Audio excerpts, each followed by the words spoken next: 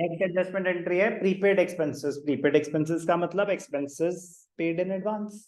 Expenses paid in advance, आपने advance में payment कर दी है, बेनिफिट अभी अवेल नहीं करा है, तो क्या वो उस पीरियड का एक्सपेंस माना जाएगा? नहीं माना जाएगा। By definition what is expense? The benefit which has expired during the year. तो prepaid expense also known as unexpired, also known as unexpired expenses। unexpired expenses मतलब आपने पेमेंट एडवांस में करी है, बेनिफिट अभी पूरा अवेल नहीं करा है, तो अक्रूवल बेसिस कहता है उसको इस पीरियड का एक्सपेंस नहीं माना जाए।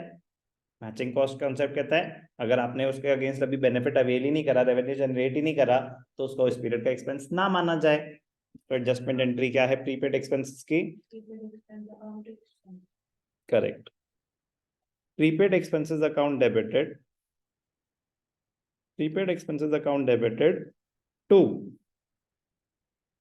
expenses, prepaid expenses account debited to expenses। prepaid expenses आपके assets create हो गए, आपके assets create हो गए और उतने से expenses reverse कर दिए।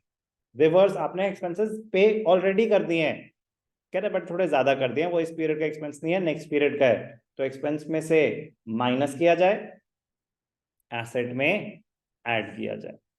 कोई भी डाउट?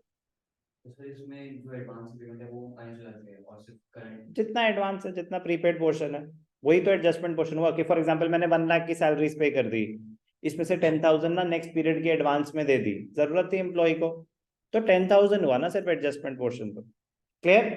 कोई भी डाउट? ध्यान से देखना एक एग्जाम्पल। ट्रायल बैलेंस दे रखा है, रेंट दे रखा है 50,000। Out of the rent paid, out of the rent paid during the year ₹10,000 relates to the next year. तो 50,000 क्या है, उस पीरियड का एक्सपेंस या टोटल पेमेंट? ये टोटल पेमेंट है। प्रीपेड में आप ऑलरेडी पे कर चुके हो, तो ये टोटल पेमेंट होगी। जिस तो 50,000 में से 10,000 नेक्स्ट पीरियड की है, आपको एडजस्ट करने के लिए बोल रहे हैं। तो क्या करेंगे, ध्यान से देखना। P&L account debit side to rent account, कितना पे कर रखा है? 50,000। अब इसमें से माइनस हो जाएगा, क्या माइनस हो जाएगा? Prepaid rent. कितना है प्रीपेड? 10,000। तो उस पीरियड का एक्सपेंस कितना माना जाएगा? 40,000। प्रीपेड है 10,000, तो वो क्या माना जाएगा आपका? एसेट। तो एसेट साइड पे क्या आ जाएगा? Prepaid rent. कितना? 10,000। कोई भी डाउट? क्लियर? सर एक और एग्जाम्पल। ठीक है बेटा, अब आपको दे रखा है ट्रायल बैलेंस में salary 75,000। Salaries have been paid for 15 months. Salaries have been paid for 15 months. तो एक्स्ट्रा कितना दे रखा है? 3 मंथ्स की। एक साल में 12 महीने होते हैं, तो मैंने 15 मंथ्स की पे कर दी, तो 3 मंथ्स की एक्स्ट्रा दे रखी है।